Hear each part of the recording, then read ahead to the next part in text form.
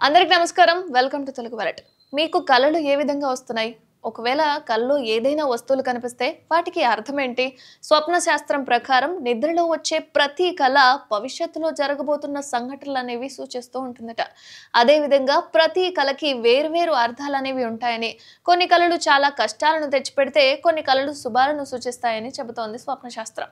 జంతువులు, పక్షులు వంటివి మాత్రమే కాదు, కళలు మరికొన్ని రకాల సంఘటనలు కూడా కనిపిస్తూ ఉంటాయి. అటువంటి కళల్లో ఒకటి ఏడుస్తున్నట్లు కనిపించడం. కళలో ఏడుస్తూ ఉన్నట్లుగా ఎవరైనా కనిపించడం అనేది సాధారణ విషయం కాదు. ఇక స్వప్న శాస్త్రంలో కూడా ఈ కళకి ఒక ప్రత్యేకత అనేది ఉందట. మీ కల్లో ఎవరైనా ఏడ్చినట్లు కనిపించినా లేదా మీరే ఏడ్చినట్లుగా కనిపించినా దానికి ఒక అర్థం ఉందట. అయితే కొన్ని ఏడ్పుల కళలు జీవితంలో ఏదైనా మంచి జరగబోతుందా లేక చెడు జరగబోతుందా అన్నదానికి సంకేతంగా కూడా పరిగణిస్తారట. అటువంటి పరిస్థితుల్లో కళలో మీరు ఏడుస్తున్నట్లుగా కనిపిస్తే దానికి అసలు అర్థం ఏంటో ఓసారి చూద్దాం. కళలో మీరు ఏడుస్తున్నట్లుగా చూడటం అంటే ఏంటి? డ్రీమ్ సైన్స్ ప్రకారం కలలో మీరు ఏడుస్తున్నట్లుగా కనిపిస్తే మీ ఆయుష్ నిండు నూరేళ్ళు అని అర్థమట. ఇక మీ జీవితం సుదీర్ఘంగా ఉంటుందని, జీవితంలో చాలా ఆనందాన్ని పొందబోతున్నారని ఈ కళ సూచిస్తుంది. అలాగే కళలో ఏడుపు కూడా ఆర్థిక లాభాలను సూచిస్తుందట. కళలో మీరు ఏడుస్తున్నట్లుగా కనిపిస్తుంది అంటే మీకు ఏదైనా అవార్డు అందుకునే ఛాన్స్ ఉన్నట్లు, లేదా మీ ప్రణాళికలలో ఒకటి విజయవంతం కావచ్చు అని, లేకపోతే కొన్ని శుభవార్తలు వినే అవకాశం ఉన్నట్లుగా అర్థమట. ఇక మీ కళకు సంబంధించి మీ కళలో మీరే గట్టిగా ఏడుస్తున్నట్లుగా మీకు కళ అనేది వచ్చింది అంటే అది కూడా ఒక శుభ సంకేతంగా పరిగణించబడుతుందట.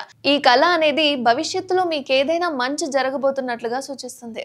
అంతేకాకుండా జీవితంలో ఏదో పెద్ద మార్పు జరగబోతున్నట్లుగా ఈ కళకు అర్థమట.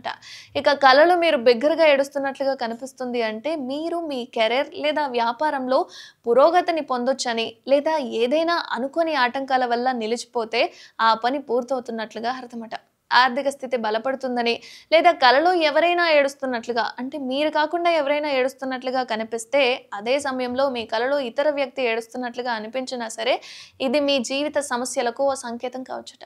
ఇలాంటి కళలు చేపట్టిన పనిలో కొంతవరకు తప్పు జరగొచ్చని, లేదా ఎవరితోనైనా మీ సంబంధం అనేది చెడిపోవచ్చని, అంటే నెగటివ్ షేడ్ అనేది ఉంటుందని ఈ కళ ముందస్తుగా చూపిస్తుందట.